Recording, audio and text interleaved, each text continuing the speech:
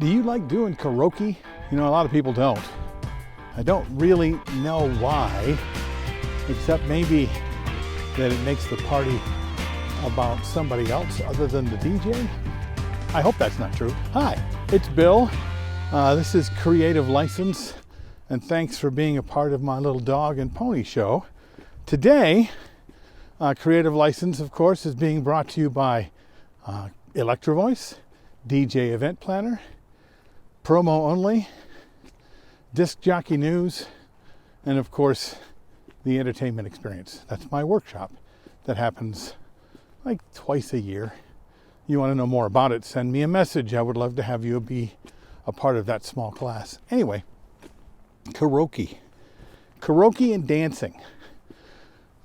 Can you have a karaoke feature when the client wants dancing and karaoke? Do they go together? Can you make it work? It's really hard, I'll tell you. For the longest time, when karaoke was new, I used to host karaoke. I loved it. There's so many things you can do when it comes to interacting with an audience when you've got the audience involved in showing off just as much or more than you. So hosting karaoke was a lot of fun for me. I'm not a great singer, and the people who say they don't like karaoke, they say it's because they're not a good singer. Not sure if I understand that, because karaoke is not about being a good singer. It's about cheering on everybody and make it a celebration of humanity, that we all want to sing along together, that we choose songs everybody knows the words to, and that we cheer on our friends for conquering a fear and then get cheered on for conquering that fear. Because I tell you, a karaoke party you watch is one thing. A karaoke party you get involved with is even better. So what I used to tell people when they said, well, we have a corporate client, let's say, and they wanted to have karaoke as well as dancing. Here's the risk if you believe the risk cannot be overcome. When you have people in the room that love karaoke, they love karaoke. They want to do karaoke. You get signed up for karaoke. There's only a certain amount of people you can get signed up and up on stage. So they just can't wait to do it.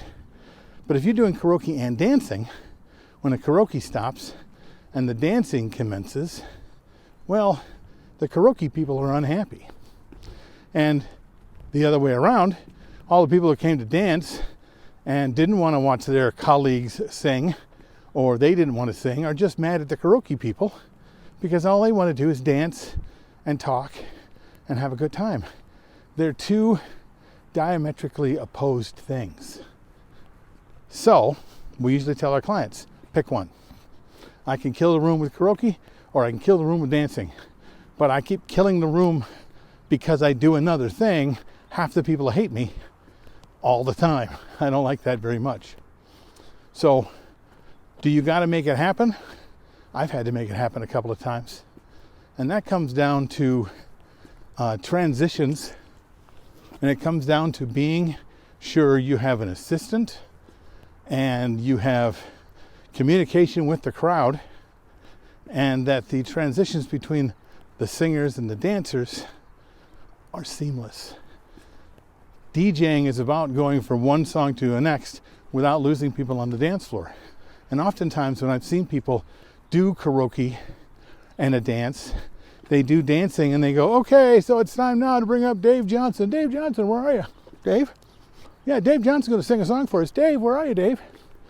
Well, in that whole time that they didn't have Dave ready to just go with the song as if it was being mixed because Elton John's singing it and not Dave, then the energy that you created on the dance floor went away. And no one on the dance floor is going to wait around and dance to Dave if they don't like the way Dave is singing that Elton John song, because that's all they have to judge. You have the power to be able to keep the energy that you have, hand it to the singer, keep the energy high, and keep the dancing going. That means you need to have someone on the sidelines getting each singer ready, letting them know to come out stage before the other song is over, letting them know that their song is going to be playing the moment they hand a microphone to them. And if they don't catch up on the song, then they're going to be out of luck, which means now you and your assistant now to be sure that they don't fall back on the song. And if they're not singing well, that you're out there singing with them, keeping that energy here as opposed to letting it go. It's hard to do. I'm telling you, it can be done. I know it can be done because I've done it. And it was fun. It was a lot of fun. But it takes preparation.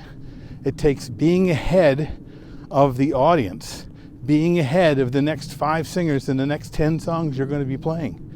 You're not going to be able to make a lot of last-minute choices if you aren't planning ahead 15 songs down the road.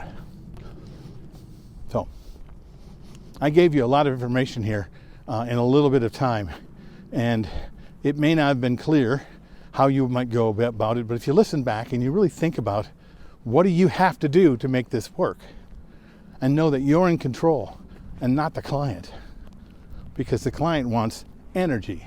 The client doesn't want 2 things that go okay. Does that make sense? All right. Let me know what you know. Let me know what you think in the comments below. I know some of you have done this. I know some of you have been successful. I know some of you have not. And I know some of you tell the client, like I used to tell them, don't do this. Bad idea. I'm Bill. This is Creative License, and I'll see you next week.